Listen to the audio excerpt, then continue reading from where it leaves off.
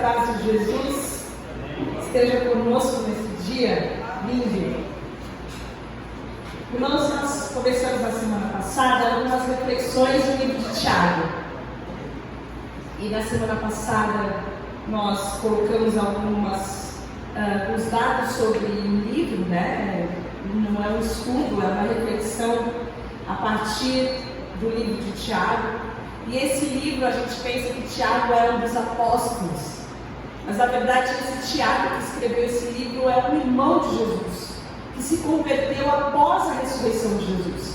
Ele se transformou num apóstolo, em alguém que era uma base tão sólida na igreja, que ele era chamado de Tiago Santo, e tinha uma vida íntegra, uma vida exemplar. E ele traz para nós, nesse livro, uma das cartas, um dos textos, um dos trechos de vida mais prática cristã. É interessante que, se você procurar ali no livro de Tiago a palavra Jesus, o nome de Jesus, você vai achar apenas 2 vezes, mas é uma vida prática de um retrato de um cristão, de alguém que vive a vida de Cristo. E essa carta, que foi escrita aí por volta de 50 anos depois de Cristo, é dirigida para as 12 tribos de Israel, para aqueles irmãos que eram judeus, mas que por causa da grande perseguição vigária, agora eles estavam dispersos, sofrendo, muito obrigado, uma perseguição terrível por todo mundo, e através desses cristãos é que o Evangelho chegou até nós. Então Tiago é muito prático, ele vai direto ao assunto. Ele fala para aquelas pessoas como que elas devem viver uma vida que pode propagar o reino de Deus, que pode disseminar o Evangelho do reino, mostrando e revelando qual é a vontade de Deus em coisas muito práticas. E ele começa falando sobre tribulação. Na semana passada, nós vimos os 4 primeiros versículos, onde Tiago chega e fala o seguinte: vocês precisam amadurecer. Vocês não podem ser mais bebês, mas para vocês serem maduros e íntegros, e para nada lhes faltar, nada faltar na vida espiritual de vocês, vocês vão passar por um negócio muito complicado que chama provação. E nós falamos um pouco sobre provação na semana passada. Nós falamos sobre os inúmeros tipos de problemas que a gente vive, problemas que são causados pelas tentações pelo diabo, problemas que a gente mesmo cria, problemas que são decorrentes da nossa humanidade, que todo mundo está sujeito, mas também situações que Deus cria para que através daqueles problemas nós sejamos aprovados, o nome de Deus seja glorificado e a gente cresça espiritualmente. Então, na sequência, quando a gente chega e a gente tem a oportunidade de ler o texto na sequência, a gente vai ver que Tiago é cirúrgico. Porque ele fala o seguinte: olha, para vocês estarem amadurecidos ao passar pelas tribulações e conseguirem encarar a provação, o problema como algo positivo, vocês vão precisar de uma coisa, que é a sabedoria. E esse texto que nós vamos ver hoje traz para nós um tesouro e uma riqueza incrível, que aquele que é filho de Deus, esperto, que ama a palavra, vai abraçar essa verdade, vai receber essa palavra, e a sua vida pode mudar se você entender o que Deus tem para nós quando Ele fala sobre sabedoria. Vamos ler o texto? Eu trouxe algumas informações sobre o Tiago da semana passada. Ele tem um delayzinho aqui. E o texto fala o seguinte: se algum de vocês tem falta de sabedoria, peça a Deus, que a todos dá livremente, de boa vontade, e lhe será concedida. Peça, porém, com fé, em nada duvidando, pois o que duvida é semelhante à onda do mar, impelida e agitada pelo vento. Não pense tal homem que receberá alguma coisa do Senhor. É alguém que tem mente dividida, é instável em tudo que faz. Ele está falando para nós sobre a sabedoria. E eu quero, para que você tenha um rascunho na sua mente, uma ideia do que a gente vai falar, nós vamos falar de 3 coisas: uma incrível promessa, um caminho eficaz e uma dica preciosa. E quando eu falo de uma incrível promessa, eu estou falando da sabedoria, porque a sabedoria é algo incrível que Deus dá para nós como seus filhos. Você consegue entender o que é viver uma vida sábia? Você conhece alguém sábio, alguém que você sabe que tem uma riqueza que anseio que a vida daquela pessoa traduz uma vivência, algo diferenciado das outras pessoas. E a palavra de Deus fala para nós o seguinte: se alguém tem falta, pede. E tem uma promessa aqui: pede que Deus vai dar o tanto que você precisa. Esse foi um dos versículos que marcou a minha infância, porque meu pai falava muito esse versículo. Normalmente ele falava depois de um bullying que eu sofria, que eu vou confessar para vocês, que eu sofria um bullying terrível na minha vida. Porque meu pai me chamava de Ofélia. Vocês lembram da Ofélia de 1980? Ele falava: cala a boca, Ofélia, porque eu falava o que eu ouvia, eu devia ter algum problema de audição. Metade do que eu falava era besteira. Eu trocava as palavras, eu tinha ideia. E cada coisa que o pai falava: pede sabedoria, minha filha, pede sabedoria que Deus dá, e Deus não lança o rosto, que é a versão árabe. E eu cresci ouvindo esse versículo: pede sabedoria, pede sabedoria. E olha, quem vem aqui na quarta-feira sabe que toda quarta-feira pede sabedoria. Eu tenho 46, eu vou fazer 47, eu continuo pedindo sabedoria. Porque a sabedoria, apesar de não ser inteligência, a gente precisa entender o que ela significa para nós. O que é sabedoria para você? Quando você pensa em sabedoria, o que você entende como sabedoria? Eu entendo como uma capacidade da gente aplicar a verdade do Evangelho, a verdade de Deus no nosso dia a dia, nas coisas ordinárias que a gente faz, no nosso caminho, na segunda, na terça, na quarta, nas nossas decisões. A gente precisa de sabedoria para trazer o reino de Deus aqui na terra, na nossa vida, no nosso dia a dia. Mas eu gosto de uma definição de Spurgeon, que era um sujeito que eu admiro demais, que ele fala o seguinte: a sabedoria é o uso correto do conhecimento. Saber não é ser sábio. Muitos homens sabem muito e são ainda mais tolos por isso. Não há tolo tão tolo quanto um tolo conhecedor, mas saber usar o conhecimento é ter sabedoria. E o povo judeu, para quem é escrito esse texto, era um povo que amava a sabedoria. Está aí o livro de Provérbios, que é um livro conhecidíssimo, um livro citado no mundo inteiro, por toda a humanidade, que ele era ali direcionado, vem dos judeus, vem de Salomão, o rei Salomão, que era um rei que trouxe umas verdades em que eles viviam nelas. É um livro de grande sabedoria. Para nós, o que é a sabedoria? É o uso correto do conhecimento. Mas você vai ver que tem muita gente que tem muito conhecimento, gente que é muito bem educada, gente que é graduada, mas que não consegue fazer uma decisão simples da vida. E talvez eu arrisco dizer que a pessoa mais sábia que você conhece é uma pessoa que talvez não tenha tido tanto estudo assim. Porque sabedoria não tem a ver com esse tipo de conhecimento. A sabedoria é a capacidade que você tem de aplicar aquilo que você conhece na sua vida. E eu gosto muito de um texto que está em Provérbios 3, de 5 a 7. Se você guardar esse texto hoje, levar ele no coração para essa semana, a gente já está com a vida ganha. O texto fala o seguinte: confie no Senhor de todo o coração e não se apoie na sua própria inteligência. Lembre de Deus em tudo o que fizer e Ele lhe mostrará o caminho certo. Não fique pensando que você é sábio. Teme o Senhor e não faça nada que seja errado. Aqui o grande sábio está dizendo para a gente: olha só, você precisa parar de se apoiar na sua própria sabedoria. Você precisa parar de achar que você sabe alguma coisa sobre a sua vida. O seu conhecimento, os seus recursos não são suficientes para que você tome as melhores decisões da sua vida. Existe um caminho onde você confia no Senhor de todo o seu coração e você se lembra dele a cada pequeno, minúsculo passo que você dá.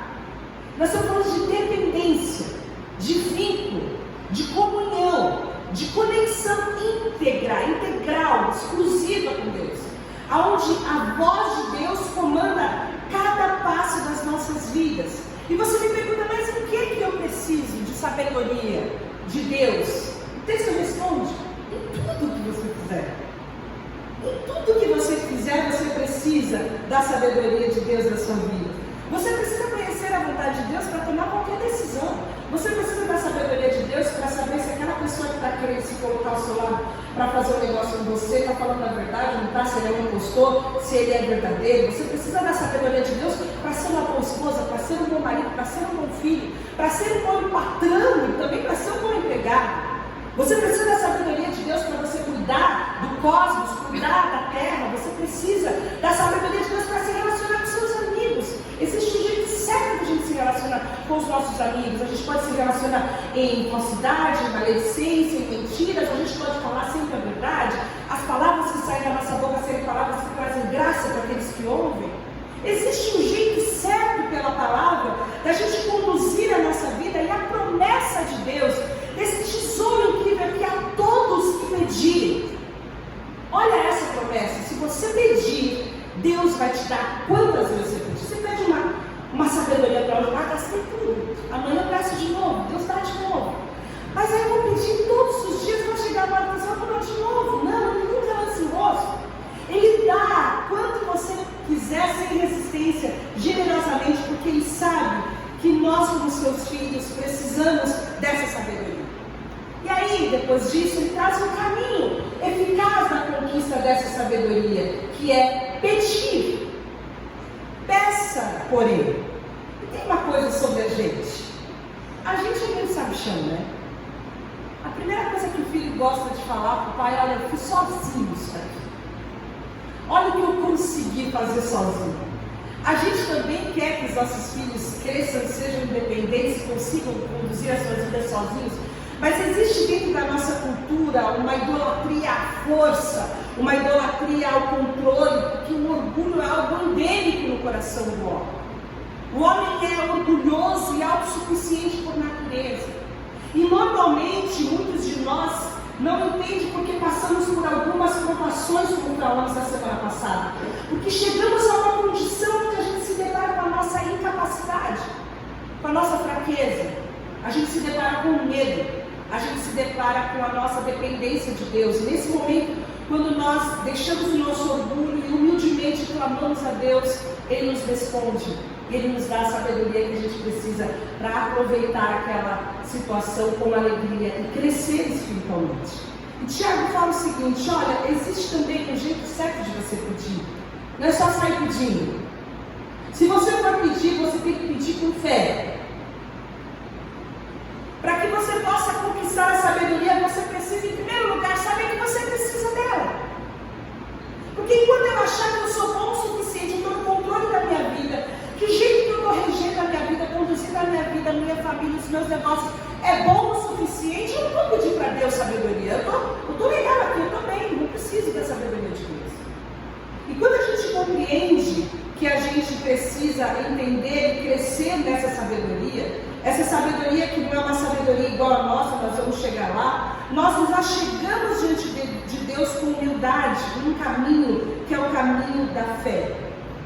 Nós chegamos diante de Deus entendendo a necessidade, só pede com fé quando a pessoa entende que ela realmente precisa. Eu amo quando Jesus fala da mulher persistente, conta aquela história daquela viúva que fica incomodando o juiz, porque ela sabe que ele tem uma coisa que ela precisa e ele pode dar. Quando a gente entende o quanto a gente precisa de sabedoria, a gente vai pedir com fé, a gente vai pedir com um coração confiante. E aí vem uma dica muito preciosa para nós, que fala o seguinte: olha, você não pode pedir duvidando. A fé é diferente da dúvida. E ele abre uma aba aqui, e ele vai falar um pouco sobre a pessoa que duvida e sobre a pessoa que tem fé. Assim como a sabedoria não é só para a aprovação, que é o que nós estávamos falando nos versículos anteriores, é algo que a gente pode estender para a vida toda. A dúvida, o duvidoso aqui não é só também para pedir sabedoria, mas o duvidoso é um tipo de gente que o Tiago vai definir agora nos próximos versículos. Existem aquelas pessoas que têm fé e existem aquelas pessoas que são os duvidosos. E aí o Tiago vai falar que o duvidoso ele é instável, ele pede, ele não recebe, ele é como uma onda do mar, ele fica em altos e baixos. Um dia ele está forte, no outro dia ele não tem força nenhuma, ele é instável. O duvidoso ele tem a mente dividida. O duvidoso não é integral. O duvidoso ele não está inteiro naquilo que ele quer. O duvidoso não tem certeza. E fé é certeza. Existe um jeito certo da gente seguir Jesus. O jeito certo da gente seguir Jesus é entendendo que a voz de Deus e a palavra de Deus é absoluta nas nossas vidas. E aqui está a sabedoria. Às vezes a gente até quer saber o que a palavra de Deus fala, mas não necessariamente a gente quer seguir aquilo. Se aquilo que Deus fala se enquadra com aquilo que eu quero fazer, então eu abraço. Mas quantas vezes a palavra de Deus se opõe àquilo que nós estamos fazendo, àquilo que nós estamos pensando, e nós descartamos a palavra de Deus para continuar no caminho que é diferente daquilo que Deus propõe. Esse tipo de gente é o tipo de gente que não tem fé, que duvida que a palavra de Deus, que a voz de Deus, que o Evangelho, que o reino de Deus é realmente o melhor caminho a ser seguido. E isso é muito sério, porque sem fé é impossível agradar a Deus. Viver uma vida duvidando é viver uma vida que não agrada a Deus. Deus não tem prazer naquele que não entende que a sua voz, a sua vontade, a sua palavra é absolutamente a melhor coisa a ser feita. E viver uma vida dentro da igreja com a mente dividida é viver assim. Eu ouço a palavra de Deus, eu conheço a verdade, mas eu faço diferente. Eu não faço o que a palavra de Deus fala para eu fazer. Eu sei que eu tenho que perdoar, mas eu não perdoo. E é de mim se estiver passando bem na minha frente na hora que eu ensinar alguém. Eu sei qual é a vontade de Deus, mas eu não faço. Essa pessoa vive uma vida que Tiago vai chamar de duvidoso, instável. Se o sujeito vai pedir, não vai receber nada, porque ele não tem fé. E Tiago fala, se você for pedir, você precisa pedir com fé. Se você for pedir sabedoria para você ser um bom marido, uma boa esposa no seu casamento, é bom você estar disposto a cumprir tudo o que a palavra fala, que maridos devem fazer com as esposas e esposas devem fazer com seus maridos. Se você quer ter sabedoria no relacionamento com os seus pais, é bom você entender qual é a posição dos seus filhos diante dos seus pais e dos pais diante dos filhos. Se você quer dizer que ama, segue a Jesus e se comprometer em ser um cristão, é bom você conhecer o que a palavra fala e viver integralmente obedecendo a palavra de Deus. Caso contrário, Tiago fala, você vai ser como a onda do mar. Você vai pedir e nada vai acontecer na sua vida. E a consequência disso é que muito provavelmente você vai ser um imaturo, um bebezinho eterno espiritual, porque você conhece a palavra, mas você não cumpre a palavra. Você pede, mas você não pede com fé. Você tem a mente dividida, e o original, o literal, você tem uma dupla alma.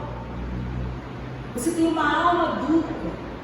Você está dividido entre ser fiel a Deus e abraçar a sedução das filosofias do mundo, que são muitas bandeiras, são muitas novidades. E essas coisas que parecem ser tão antagônicas com a palavra de Deus, vêm sendo abraçadas até mesmo pela igreja, que sabe, que lê a palavra e não vê que aquilo é oposto ao que a palavra diz. Mas o coração, a alma é dupla, o coração é dividido. E Tiago vai falar, olha, esse caminho onde você abraça um pouco da cultura do mundo, e um pouco da cultura do reino, você vai ver como a onda do mar. Você é o mais desgraçado de todos. Você tem um pé no céu e um pé no inferno. Opa, um pé na igreja e um pé no mundo. Você tem a tristeza de não ser integral no reino de Deus, ou da voz do Espírito Santo vive em desobediência, mas quando você está lá no pecado, você está, cara, o que eu estou fazendo aqui? Que desgraça essa minha vida. Vida dividida, mente dividida. Essa pessoa não recebe nada do Senhor. E aí, tem um texto, aí eu fiz um comparativo entre aquele que tem fé e reconhece a necessidade, e o duvidoso que não sabe, ele é estável. Um pede e o outro não recebe. Um tem fé e o outro não tem fé, porque tem a mente dividida, ele está dividido. E Paulo fala um pouco sobre essas instabilidades da alma, quando ele fala que nós não devemos mais ser como crianças que somos levados de um lado para o outro pelas ondas, nem jogados para lá e para cá, por todo o vento de doutrina, pelas falsas espertezas de homens que induzem ao erro, por pastores da internet, por pessoas que fazem lives de horas dizendo que você deve, que você não deve fazer, por vozes de comando, de pessoas que não pregam o Evangelho, mas pregam a si mesmos, são levados, porque eles vão de acordo com os seus ouvidos, eles estão atrás daquilo que é agradável aos seus ouvidos, e esse não é o caminho do reino. O caminho da sabedoria é você ser confrontado com a palavra de Deus, que entra rasgando, que é difícil de engolir, é difícil de obedecer, mas que vai trazer grande sabedoria e diferença na sua vida e no seu caminhar. Veja a diferença do que Deus propõe para nós. A vida de Deus, o propósito de Deus é que nós sejamos firmados, que nós cresçamos, que a nossa vida seja uma vida cheia de sabedoria. E o duvidoso não vai receber. E nós precisamos entender que Deus é a fonte de toda a sabedoria. Provérbios fala que o Senhor dá sabedoria, da sua boca procede conhecimento e o entendimento. E a gente precisa saber que existe uma diferença muito grande entre a sabedoria dos homens e a sabedoria de Deus. Uma diferença muito grande.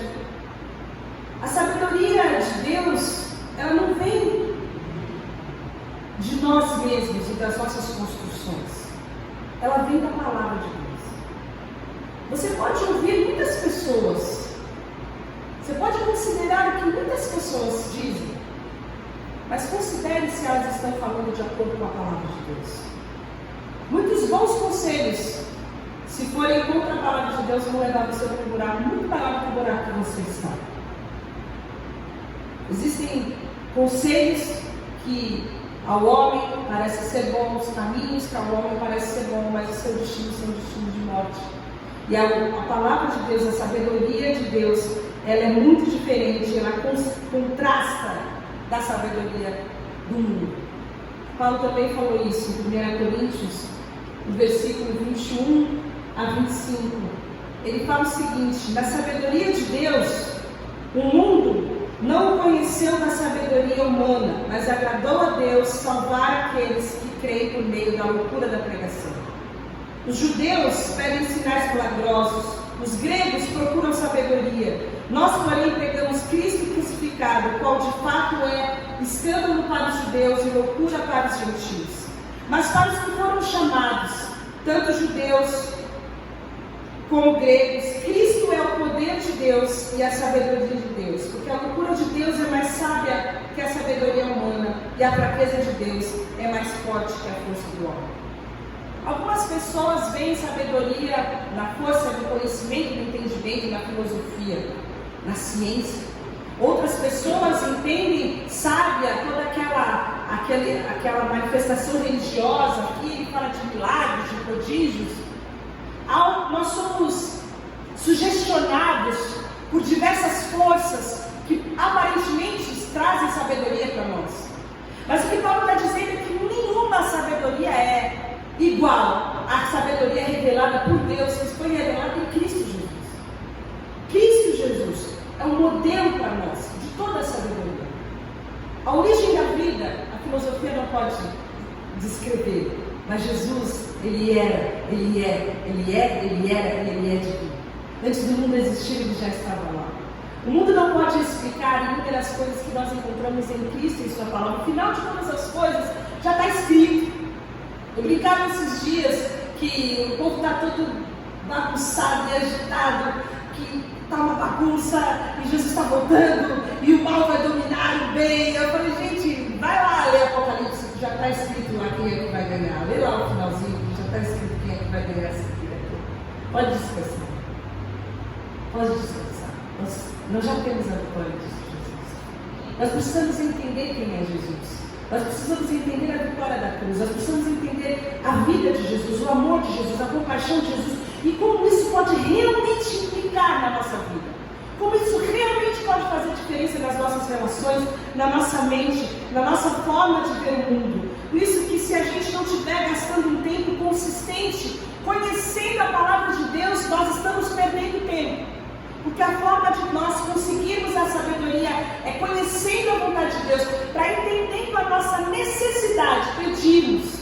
E pedimos com fé, com a exclusividade do conhecimento de Deus nas nossas vidas, sabendo que só o Senhor é poderoso para discernir, para trazer graça, para trazer iluminação, para ajudar nessa decisão. E quando eu peço com fé, a palavra fala que Ele responde. Então, 3 partes que nós temos nessa dica preciosa de não sermos duvidosos, mas pedirmos com fé, é peça.